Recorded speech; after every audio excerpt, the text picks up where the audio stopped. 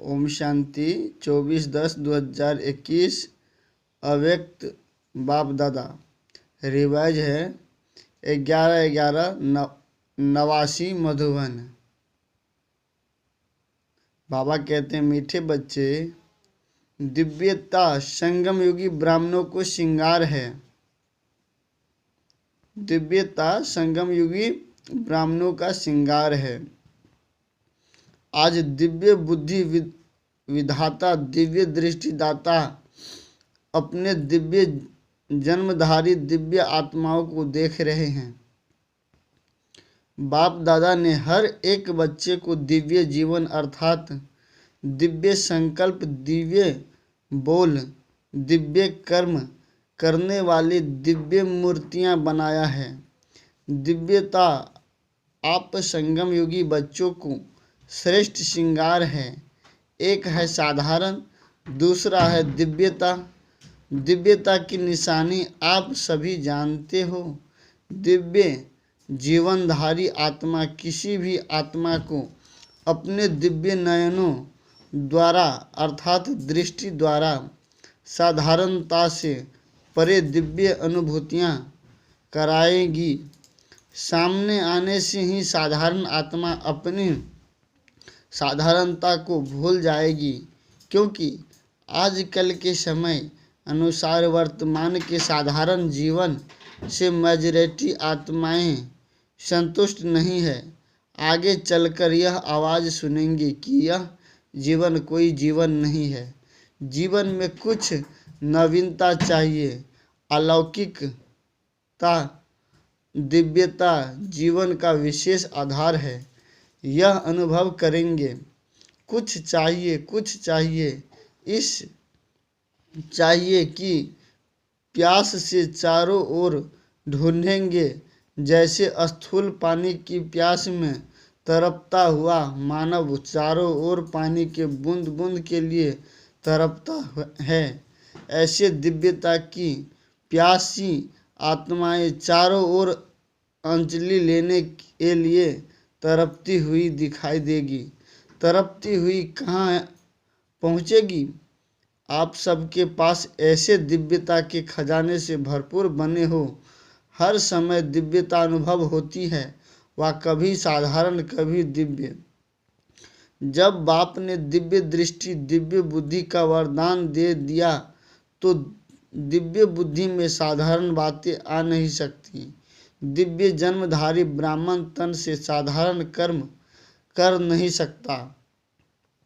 चाहे देखने में लोगों के लिए साधारण कर्म हो, दूसरों के समान आप सब भी व्यवहार करते हैं, व्यापार करते हैं, व गवर्नमेंट की नौकरी करते हैं, माताएं खाना बनाती है।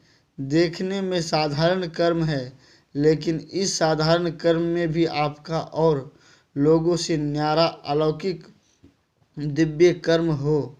महान अंतर इसीलिए सुनाया कि दिव्य जन्मधारी ब्राह्मण तन से साधारण कर्म नहीं करते, मन से साधारण संकल्प नहीं कर सकते, धन को साधारण रीति से कार्य में नहीं लगा सकते, क्योंकि तन, मन और धन तीनों के दृष्टि हो। इसीलिए मालिक बाप की श्रीमत के बिना कार्य में नहीं लगा सकते। हर समय बाप की श्रीमत दिव्य कर्म करने की मिलती है। इसीलिए चेक करो कि सारे दिन में साधारण बोल और कर्म कितना समय रहा और दिव्य अलौकिक कितना समय रहा। कई बच्चे कहाँ बहुत भोले बन जाते हैं। चेक करते हैं, लेकिन भोलेपन में समझते हैं सारे दिन में कोई विशेष गलती तो की नहीं, बुरा सोचा नहीं, बुरा बोला नहीं, लेकिन यह चेक किया कि दिव्य व अलौकिक कर्म क्या, क्योंकि साधारण बोल व कर्म जमा नहीं होता, न मिटता है, न बनता है। वर्तमान का दिव्य संकल्प व दिव्य बोल और कर्म भविष्य का जमा करता है। जमा का खाता बढ़ता नहीं है तो जमा करने के हिसाब में भोले बन जाते हैं। खुश रहते हैं कि मैंने वेस्ट नहीं किया, लेकिन सिर्फ इसमें खुश नहीं रहना है। वेस्ट नहीं किया लेकिन बेस्ट कितना बनाया। कई बार बच्चे कहते हैं मैंने आज किसको दुख नहीं दिया, लेकिन सुख भी दिया, दुख नहीं दिया। इससे वर्तमान अच्छा बनाया, लेकिन सुख देने से जमा होता है। वह किया सिर्फ वर्तमान में ही खुश हो गए।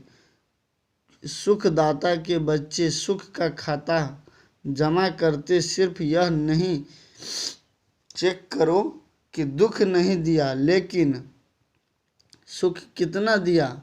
जो भी संपर्क में आए मास्टर सुखदाता द्वारा हर कदम में सुख की अनुभूति करे, इसको कहा जाता है दिव्यता व अलौकिकता।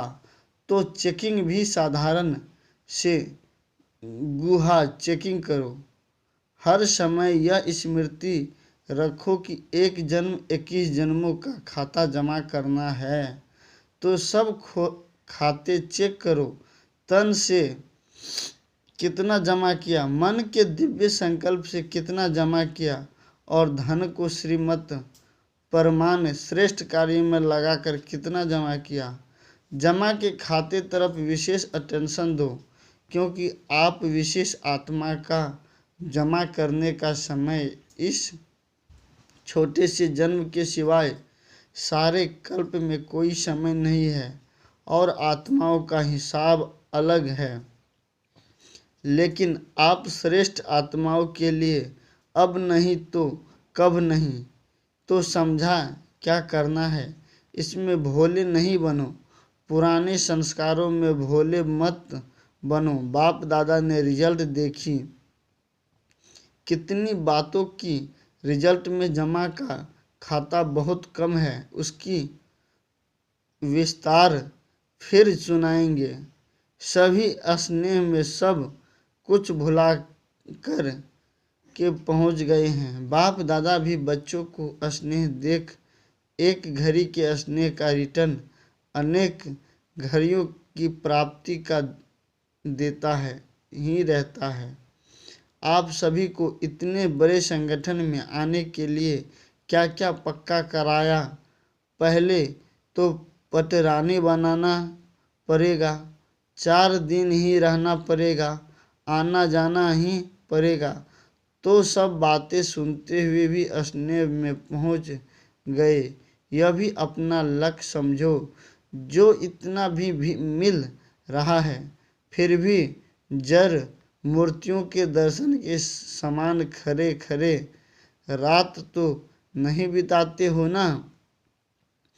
3 पैर पृथ्वी तो सबको मिली है ना। यहाँ भी आराम से बैठे हो। जब आगे वृद्धि होगी तो स्वतः ही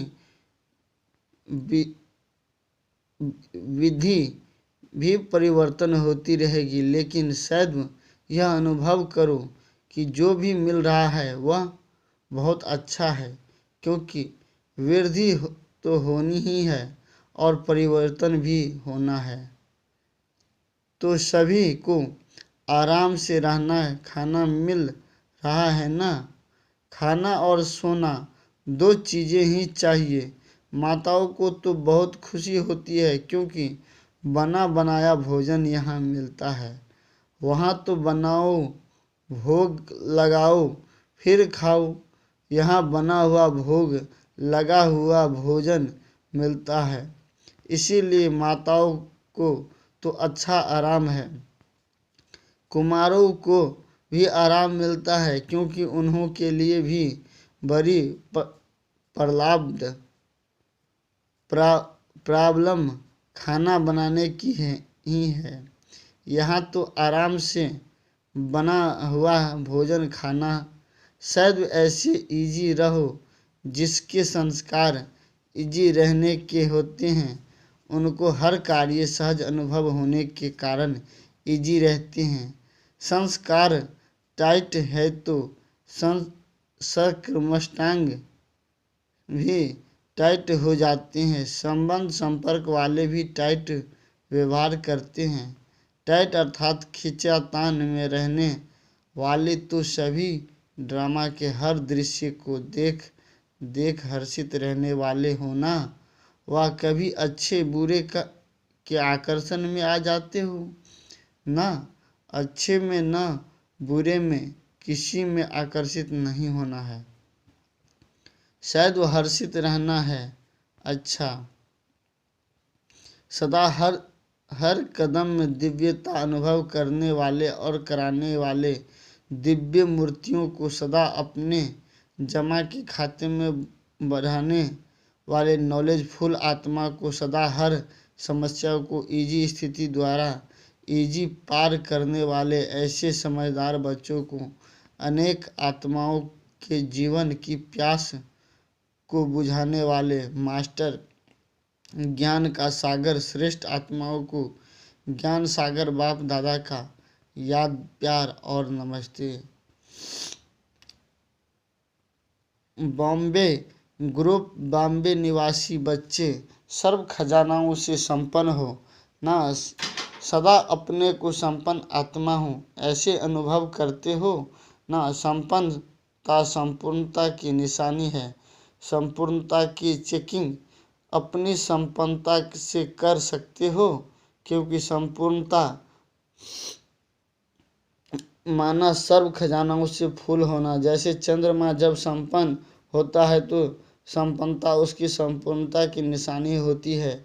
इससे और आगे नहीं बढ़ेगा, बस इतनी ही संपूर्णता है, जरा भी किनारी कम नहीं होती है। संपन्नता होता है तो आप सभी ज्ञान योग धारण सेवा सभी में संपन्न, इसी को ही संपूर्णता कहा जाता है। इससे जान सकते हो कि संपूर्णता के समीप है या दूर है।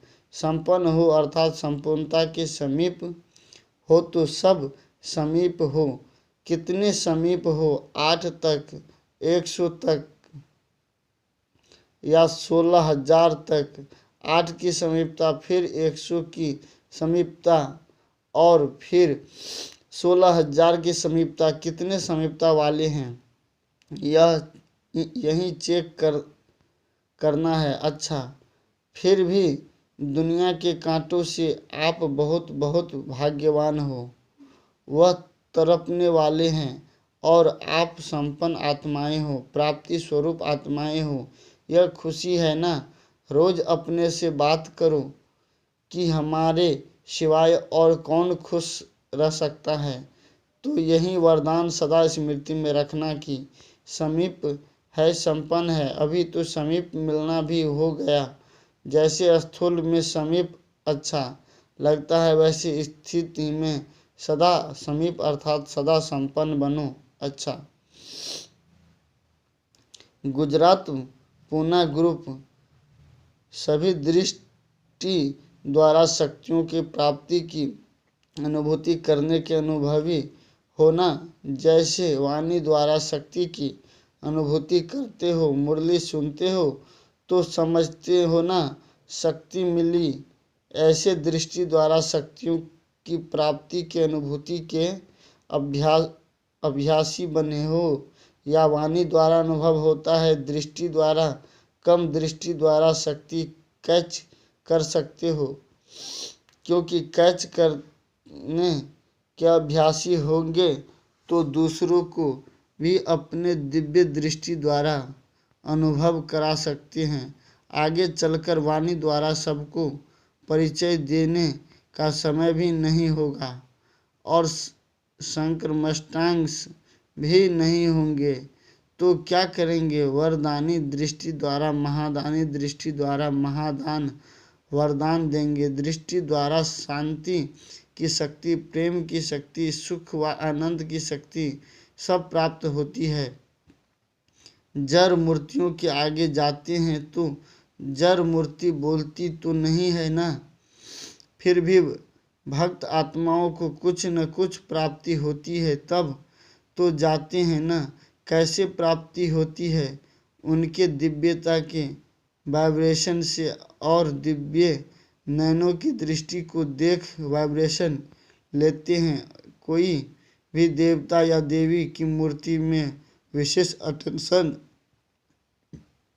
नैनों की तरफ देखेंगे, फेस चेहरे की तरफ अटेंशन जाता है, क्योंकि मस्तक के द्वारा वाइब्रेशन मिलता है।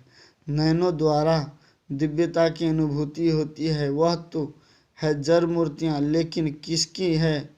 आप चैतन्य मूर्ति की जड़ मूर्तियाँ हैं। यह नशा है कि हमारी मूर्तियों है चैतन्य में।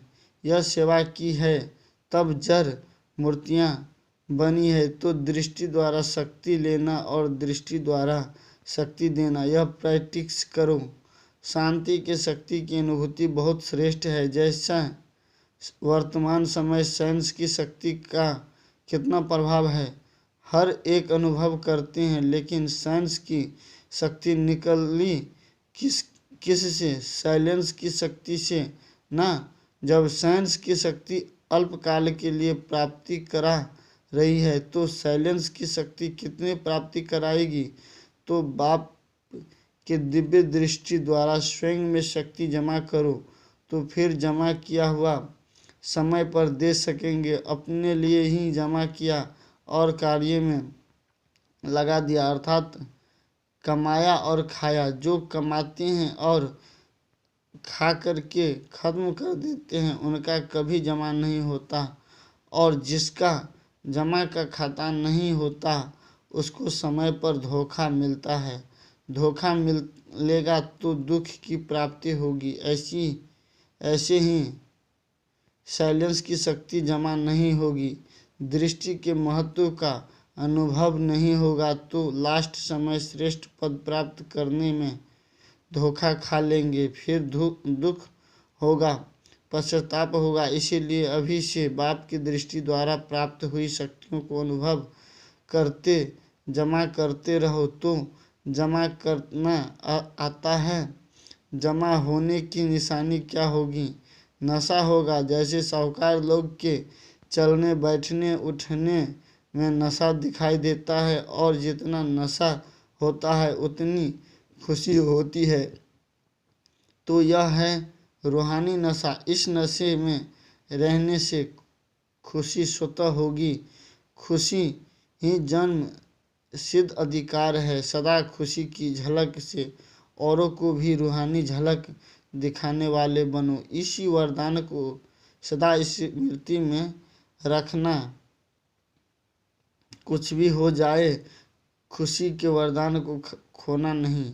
समस्या आएगी और जाएगी, लेकिन खुशी नहीं जाए, क्योंकि खुशी हमारी चीज़ है। समस्या परिस्थिति है, दूसरे की तरफ से आई हुई है।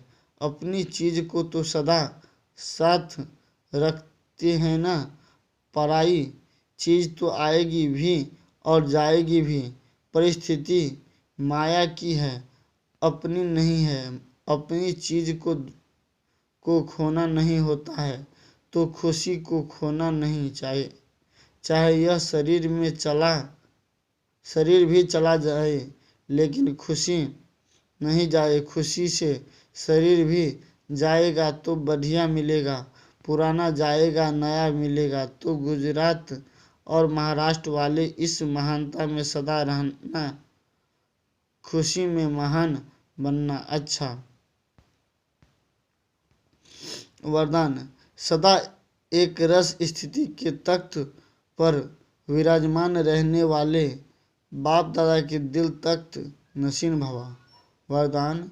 सदा एक रस स्थिति के तख्त पर विराजमान रहने वाले बाप दादा के दिल तख्त नशीन भवा। सभी से श्रेष्ठ तख्त बाप दादा के दिल तख्त नशीन बनना है, लेकिन इस तख्त पर बैठने के लिए अचल अडोल एक रस स्थित का तख्त चाहिए। अगर इस स्थिति के तख्त पर स्थित नहीं हो पाते, तो बाप दादा के दिल रूपी तख्त पर स्थित नहीं हो सकते। इसके लिए अपने भीरकुटी के तख्त पर अकाल मूर्त बन स्थित हो जाओ। इस तख्त से बार बार डगमग न हो, तो बाप दादा के दिल तख्त पर विराजमान हो सकेंगे। स्लोगन: शुभ चिंतन द्वारा नेगेटिव को पॉजिटिव में परिवर्तन करो। स्लोगन: शुभ चिंतन द्वारा नेगेटिव को पॉजिटिव में परिवर्तन करो। ओम शांति।